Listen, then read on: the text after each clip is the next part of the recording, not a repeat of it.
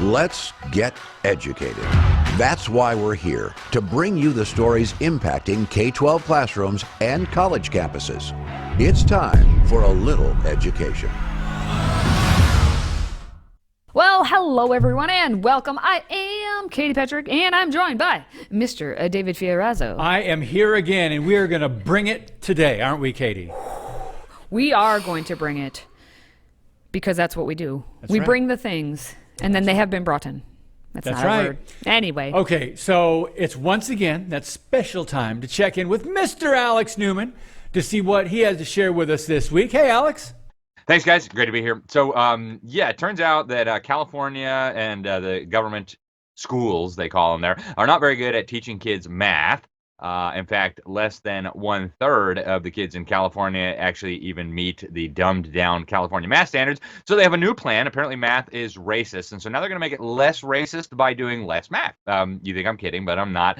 True story. They're planning to make math less about math and more about diversity and left-wing ideology. So as California's children get progressively dumber and dumber and dumber, as measured on their own dumbed-down academic testing and standards, well, they just adopted a new woke mathematics framework that quite ironically is being criticized by experts all across the political spectrum. So this new math scheme is, they openly tell you it's designed to promote social justice and equity and all these kinds of things. But again, it radically de-emphasizes actual math, which you'd think would be the point of doing math, but apparently not. A lot of experts have actually warned, again, quite ironically, that this is going to hurt minorities and poor people the most. Of course, poor people especially, since they can't afford to supplement their government education with a tutor or extra resources, but they're moving ahead anyway. They also say they want to have more women and minorities in STEM, and so that's what science, technology, engineering, and math. So this is a great way to make sure that it doesn't happen. Anyways, that's what they're doing now. The State Board of Education president, Linda Darling Hammond, who happens to be a radical left-wing activist and a known associate of the communist terrorist Bill Ayers. Yes, that Bill Ayers, the guy who bombed the Pentagon, bombed the State Department, bombed the Capitol back when they didn't really care about insurrections and targeting the Capitol. That guy, the guy who launched Barack Obama's political career in his living room in Chicago. Yeah, that terrorist. Working with communist Cuban intelligence. Yep, that terrorist. The terrorist who, according to the FBI guy who infiltrated them, Larry Grathwohl, was planning to exterminate about 25 million Americans once they had the revolution and they invited the Chi-Coms and the Soviets in. Yeah, that guy. So Linda Darling Hammond, she is now an educator, apparently. And here's what she says. This framework provides strategies to challenge, engage, and support all students in deep and relevant math learning by building on successful approaches used in nations that produce high and equitable achievement in math. Okay. She says it also draws on the experiences of educators who have worked for a decade to develop successful strategies for teaching California's rigorous standards, carrying those lessons to others across the state. And she says, this framework provides teachers and schools with a path to greater excellence with greater equity. And that's interesting. It's very interesting that they put this lady in charge of the state's indoctrination programs because she actually had an opportunity to try out her quackery. She was given charge of the Stanford New Schools. Yeah, and that worked really well. They were actually in the lowest achieving 5% of all the schools in California, which is quite ironically a state filled with schools where kids cannot read, cannot write. They can tell you all the latest gender stuff. They can tell you about climate change and equity, but they can't actually read their high school diplomas. So imagine being in the bottom 5% of that. And then imagine being rewarded with the spot as president of the state school board, and then you get a sense of what's going on in the land of fruits and nuts, better known as California.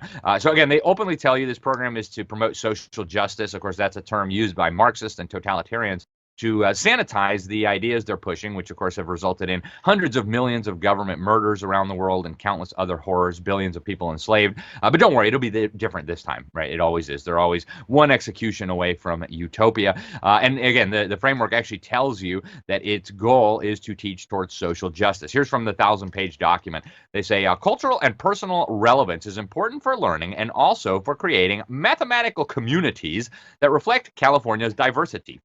Educators can learn to notice, utilize, and value students' identities, assets, and cultural resources to support learning for all students.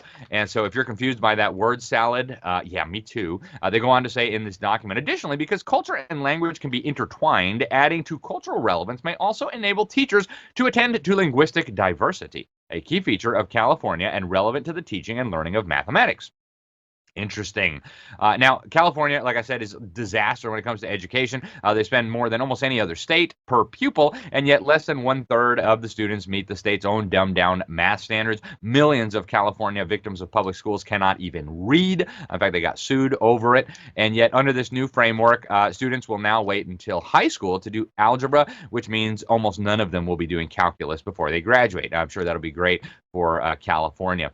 Now, Republicans have criticized this. Republican State Senator Scott Wilk, he's on the Senate Education Committee. He says math concepts can be difficult to grasp, but there's nothing wrong with meeting kids where they are. But woke math is not the answer. He said if California wants to be a STEM leader, it needs to keep high standards and prove to minority students and students in underserved communities that they have the power within them to master those standards. Now, we actually warned about this back in November of 2021. You had 1,000 experts and mathematicians telling the state that this was basically bat poop crazy.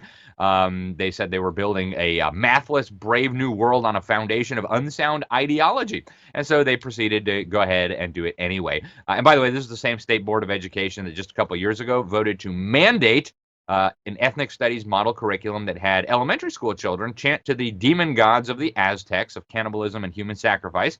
It's also the same state where government schools have repeatedly been exposed, trying to normalize not just the gender bending, but also even pedophilia and child rape.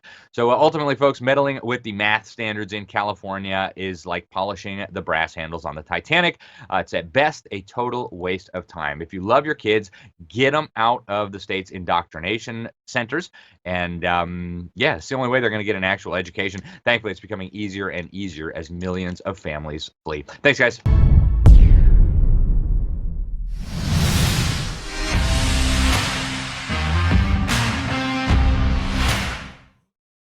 So why do people tear down crosses if the Bible isn't true or a threat? Also, why fight to remove Christian symbols across the country if people weren't threatened or uncomfortable by them?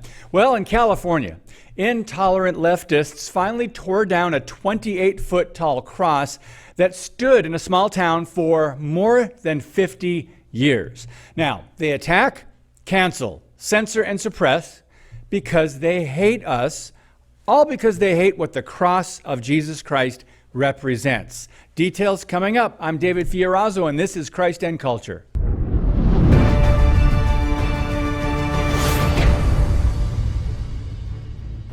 Another legal battle is underway, this time in Albany Hill, California, just outside of San Francisco, over a cross and religious freedom. Okay, so it is California, right? But bear with me. A very small group of Christians in an overwhelmingly anti-Christian city, in one of the top 3 Democrat strongholds in the nation, are fighting to put the cross back up after it was removed last month. So the cross has lived on a hill overlooking California's East Bay since 1970. The Lions Club was granted an easement a few years later, and the land was turned into a public park where the cross was built and put up. So the metal and plexiglass cross has been illuminated for Christmas and Easter.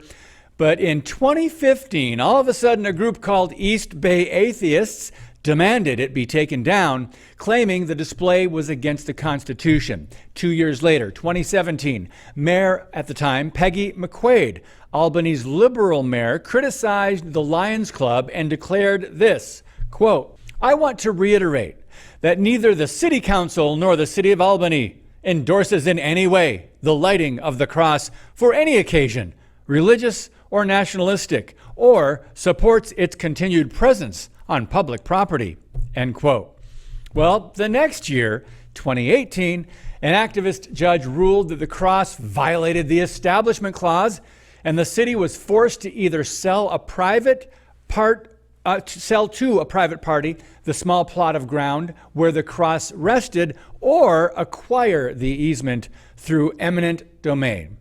Well, just last year, the city council voted and passed a resolution to acquire the small plot of land and deny the Lions Club who offered to purchase it. The cross was quietly removed and taken off the property June 8th, 2022. The new mayor of Albany, Aaron Tideman, implied the cross and what it stands for is against the values of the people there. Listen to this. He said, quote, "The city has actually put its money where its mouth is. And our city looks a little bit more accepting now in a way that we think is consistent with our values. For the small local group of people that really want to see the cross stay, well, you've had such privilege for so long. Losing it feels like being oppressed. That's going to be an adjustment for folks, but I think we will all get used to it, and I think it's a real benefit." End quote. There's a lot to unpack there, but the California town is accepting by rejecting the faith of a majority of Americans. That's right, though, this is near San Francisco. We have to remember that. Also, did he play the privilege card? White, Christian, American, heterosexual privilege? Got it. Also, notice this, what he said. He predicted people will just get used to the cross being gone. Now, I agree with him in part here because this is sadly true in our history when we consider the removal of the Bible, God, prayer, and even the Ten Commandments from government schools and public property, as well as in the public square. Lions Club President Kevin Pope recognized the fact the liberal leaders want to eradicate any remembrance of the Christian faith from the public square. And the same thing has happened across the country in recent decades, as we know, as hatred of the Bible, God, and Christians, his followers, has become common. Commenting on the removal of the cross, here's what Pope said. Not the Pope, but Mr. Pope. "The city council seems to hate what it represents, and rather than take an amount of money for the land and sell it to the Lions Club, they've decided to spend what we think is probably close to $1 million to resolve this issue, instead of doing the easy thing. That's how much they hate it." Well, he believes a lot of people supported the cross in question, and the Lions Club is appealing the decision. Now, Mr. Pope argued that a lot of people would go up there and pray and have church services. Now, to some, it was sacred ground, and the bullies exposed their intolerance toward Christian values. It's as if they want to cancel Christianity. Someone should write a book about that. 1 Corinthians 1:18 says this, "For the message of the cross is foolishness to those who are perishing, but to us who are being saved, it is the power of God." Now, the bench trial began last Tuesday and will determine whether the city must give the cross back to the group or if the Lions Club will receive a settlement from the city for its removal.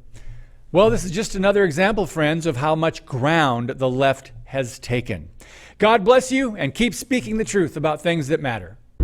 Today's show is sponsored by our friends at MyPillow. Save up to 66% on pristine quality bedding, towels, slippers, signature pillows, and much more when you use the code EDUCATED. That's EDUCATED. Educated. Support this show and a great American company.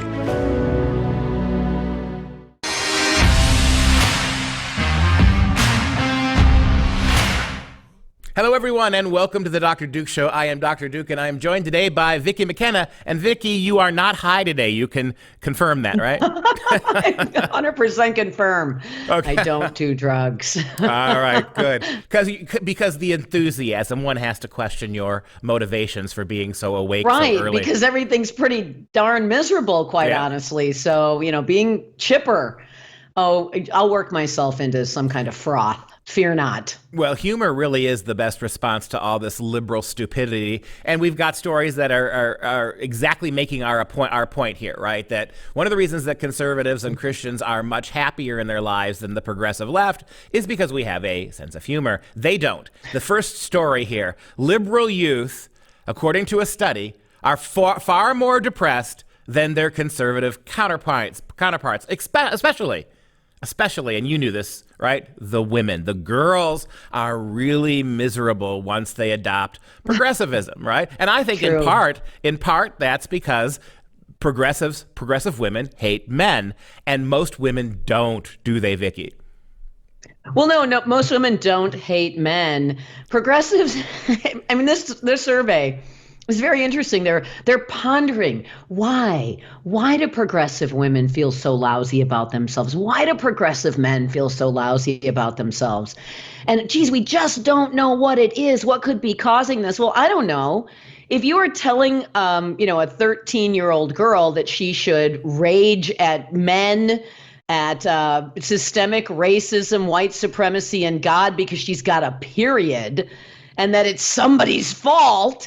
I mean, it's setting the stage. It's setting the stage for, for a life of vindictive feelings and blaming everything awful on some externality that some other is stopping from being changed into perfection. So I'm not surprised that people who, don't even like the fact that they have to wear a bra, might make them depressed because they're fixated on the things that, that have no fault.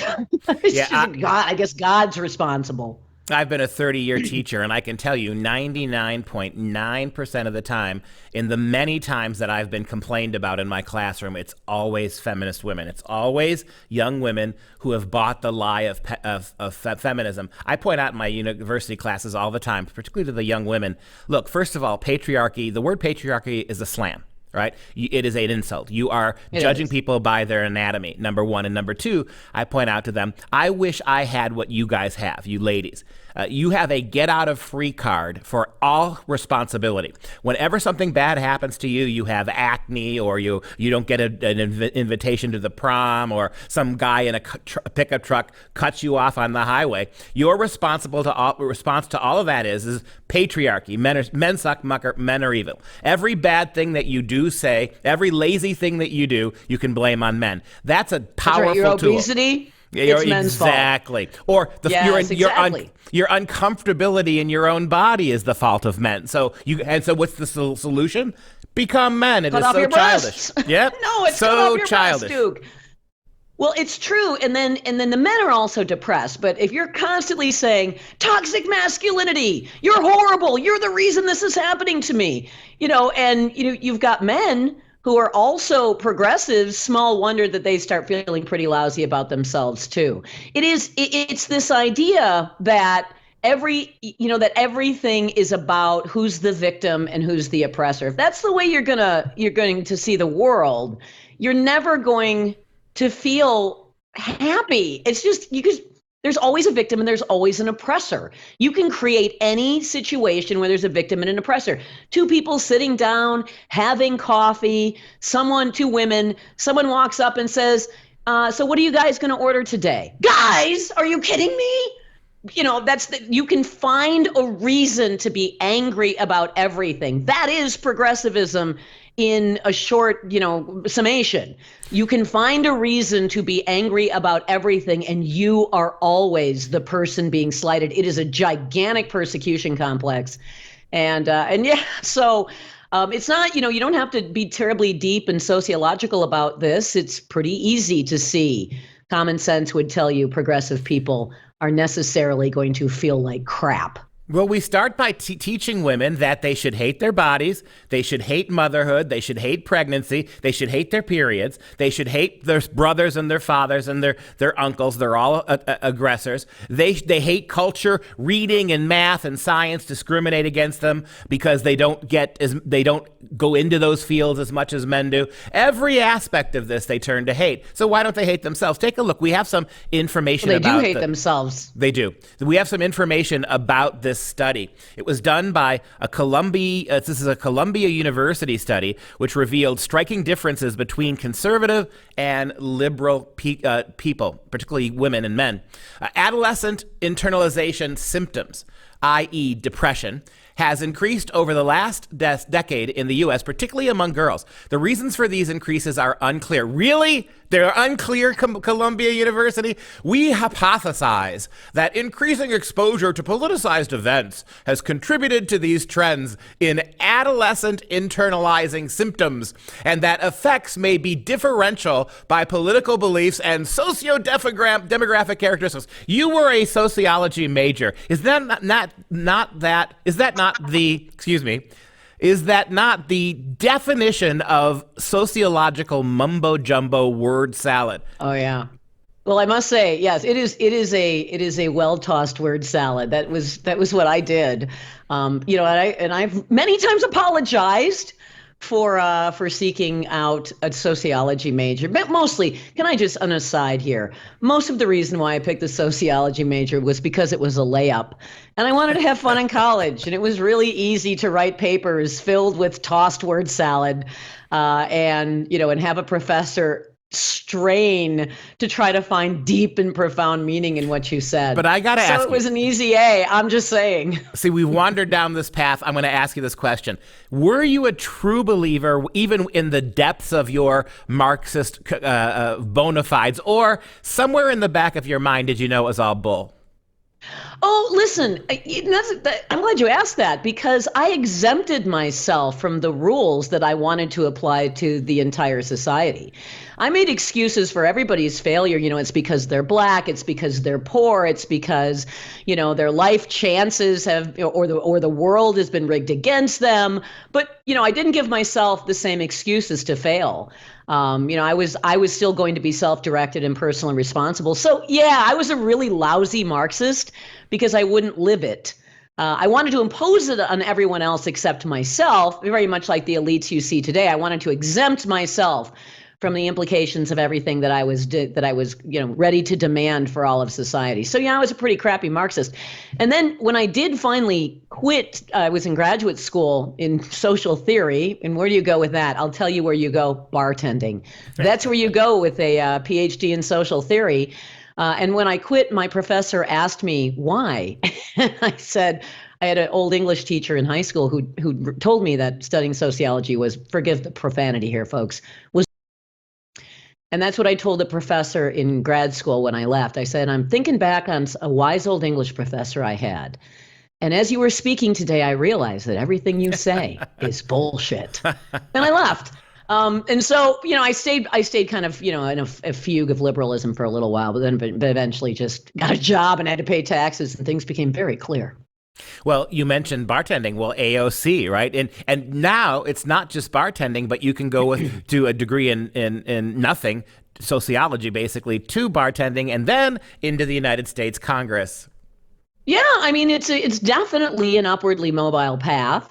I don't recommend it necessarily. You know where else I can go with a sociology degree? At least I could if I were doing it now, especially if I could declare myself some kind of non-binary, quasi-trans victim. I could fly a plane. I could, go to American Airlines and say, I would like to be a pilot. Do you have any experience? No, sir, I do not. But I am non-binary. And if you tell me no, then you are violating my demand for equity. There is much more to talk about, but for the rest of the story, check out the full episode of The Dr. Duke Show. If you have a smartphone, tablet, Roku, or Apple TV, consider downloading the Freedom Project Media app. It's 100% free and includes all of our weekly shows, plus lecture series, archive programs, and award-winning animated videos for families like the Presidential Minute, Battles of America, and Heroes of the West. Don't rely on the social media giants to keep you informed. Simply download the Freedom Project Media app from your app store and allow notifications. And we'll let you know when a new video is ready.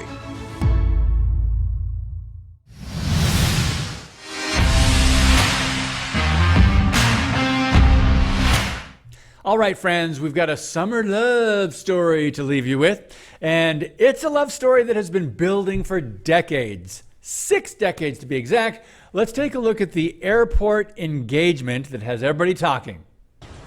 Spend time in busy Tampa International Airport and missed connections can happen if you're not paying attention. is here. That is, unless it's a romantic one. We admired each other from a distance.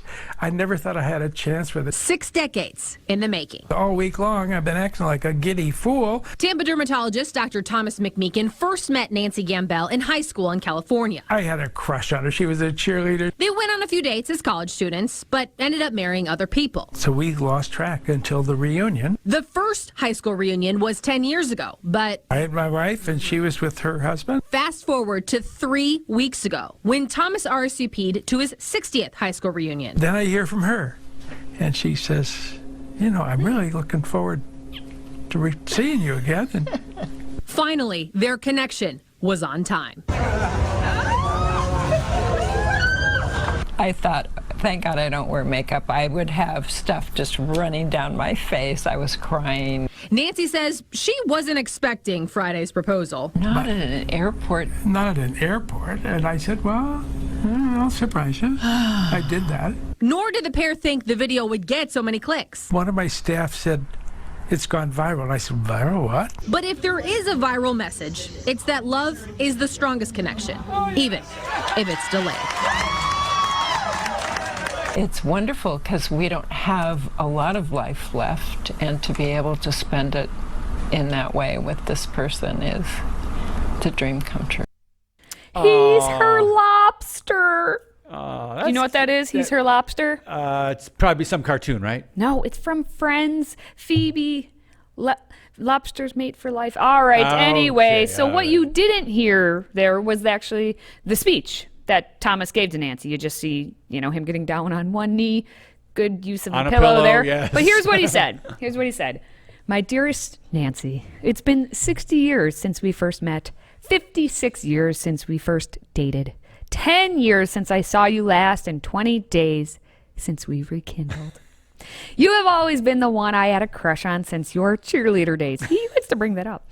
I want to spend the rest of my life with you, to cherish every moment we will have together, to make every day an exciting new adventure, to grow old with you and wake up in your arms every morning, to share our dreams and aspirations, to laugh and cry and support one another through thick and thin. That's sweet. And at their age, it really reminds me of the biblical concept in Ephesians chapter 5 about redeeming the time. Just really taking advantage of the time you have and making it count, so to speak. Right, Katie? Yeah, that's a fun photo Look at they that. got She there. said yes. She said yes. And he's like, I did it. And she's just like, I'm in an airport getting proposed to. She goes, how embarrassing. How Can't embarrassing. believe this is happening. But here we are, and as Nancy said, we don't know. How much time they got left. Might as well. You and I don't know how much time we have left, right? This is true. This is very true. And no people. guarantees. Just live every day. Live Moss. All right. Well, that's gonna wrap up Educated for this week, and I like that we are ending on a love note. How nice. A high note and a love note. I like it. Good stuff. And we learn every week. We learn a lot from the shows we do. And thank you guys. Send us your comments, your feedback. For Katie and myself, we appreciate you guys watching, listening, sharing this on social media, and supporting the show. And until next week, stay educated, America.